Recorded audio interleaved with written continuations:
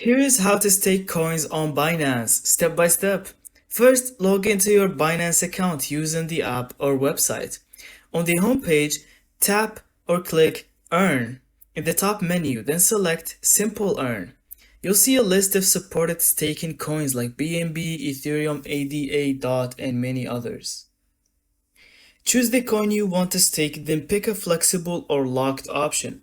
Flexible stacking lets you withdraw anytime but with lower rewards.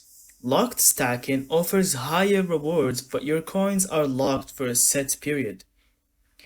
Your staking will begin immediately and you'll start earning rewards or weekly depending on the coin. That's after you tap confirm. You can track your earnings under wallet and then go to earn. And that's how to stake crypto on Binance. Fast, easy, and a great way to earn passive income with your coins. Thank you so much for watching. I hope you found this video helpful. Don't forget to leave us your thoughts in the comments.